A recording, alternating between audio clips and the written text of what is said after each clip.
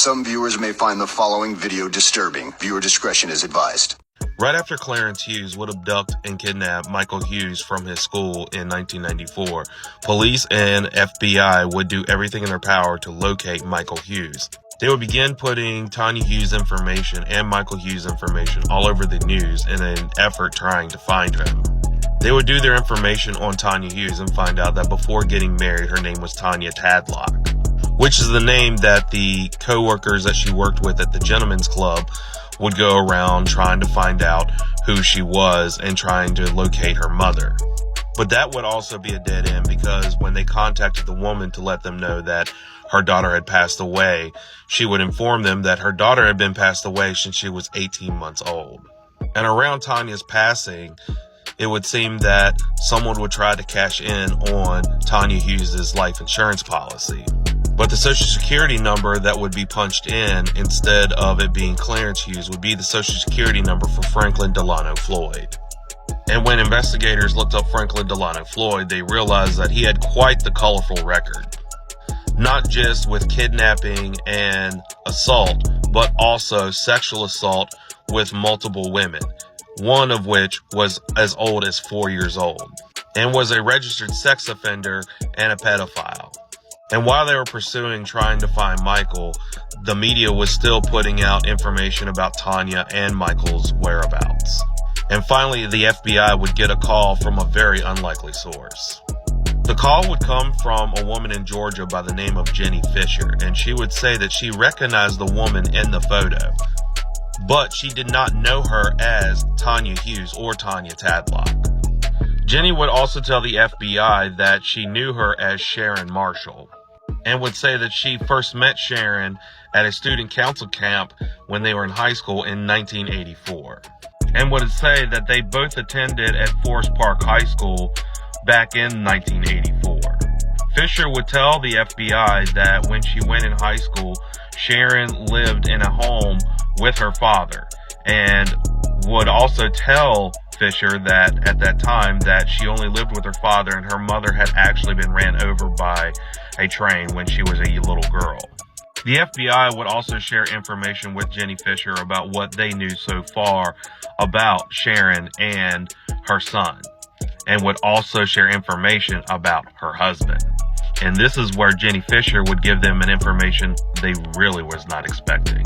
When they would show photos of her husband, Clarence Hughes, she would become completely shocked and say, "That's not her husband," and would actually tell the police that that was her father.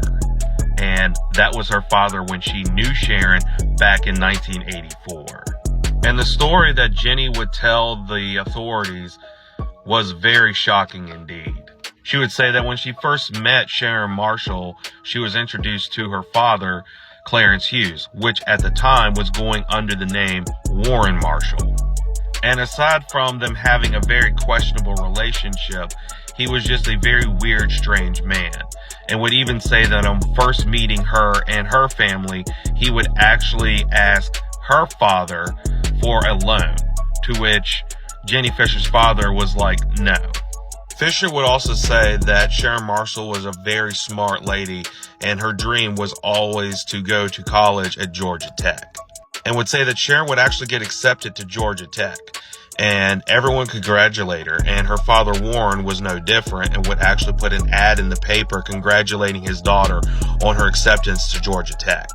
But the strange thing about this was where most parents would take ads out in the paper on their graduation for their kids would use like baby photos.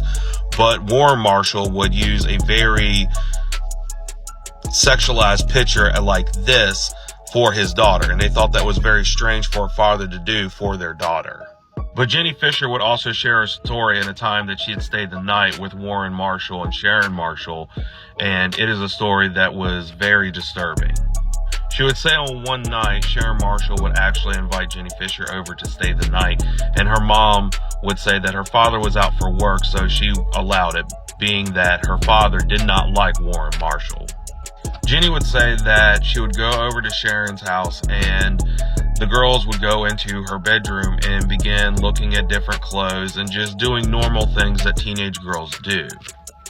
Jenny would say that she would notice that in Sharon's drawer would notice that she had a lot of expensive lingerie. To where Jenny would just ask, "These are beautiful, but where did you get these?" To where Sharon would say, "Oh, Daddy bought them for me." Jenny would also say, "Don't you think that's kind of weird, your father buying you very expensive, sexy lingerie?" To where she just said, "Daddy just does things like that." At this point, the girls were getting dressed and had completely unclothed down to their underwear, to where Warren Marshall would actually run into the room, which there were no doors in the room. The doors had been taken off the hinges, to where the only thing on them were basically curtains, and would walk through the curtains holding a gun, screaming, "What are you doing?" scaring both girls. This would terrify Jenny Fisher for good reason, and eventually Warren would walk out and say he would be back. Sharon would try to comfort Jenny and just say that's just how her father was, and that he was just messing around. He would also walk back in that same room with the same gun, and at gunpoint tell Jenny Fisher to lay down on the ground and put a pillow over her head. After she would comply and do this, Warren would then go and grape Sharon Marshall right next to Jenny Fisher and then walk out of the room. After Warren would leave, Sharon would get up and try to comfort Jenny Fisher and tell her everything was okay, and would tell Jenny, "Listen, I'm okay, you're okay, don't worry about it." It was the most disturbing thing, considering that this poor young girl was so accustomed and used to her father treating her like that and doing things to her like that.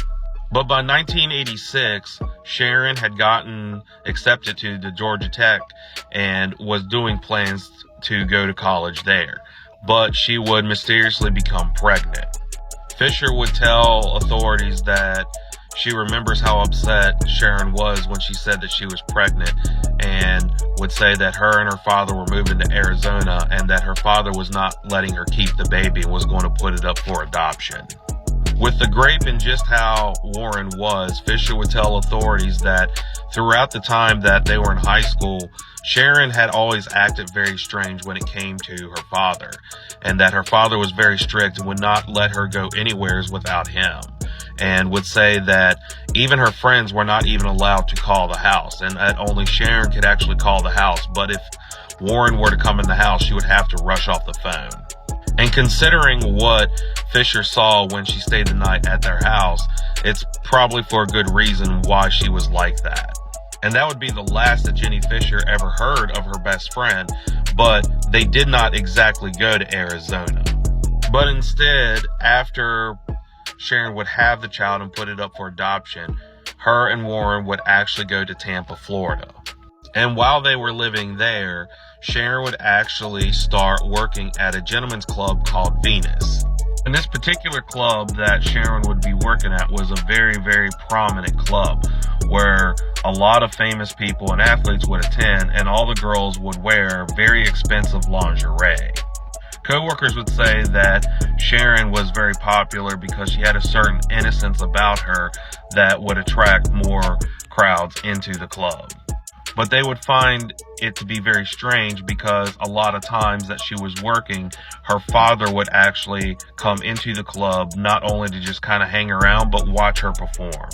Her father, Warren, would also encourage Sharon to go to private parties and would encourage her bosses to let her go and just get more money there.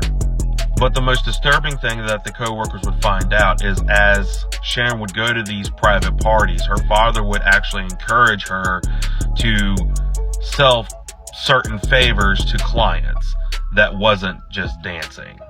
The owner would say in an interview, "I just don't understand what father, what man would put his daughter in that kind of position to where she could be giving out favors like that." Sharon would actually get pregnant around 1986 and give birth to her son Michael on March 21st. And Sharon would continue working at the club while her father Warren would actually look after her son Michael, and would eventually meet Cheryl Ann Camesso.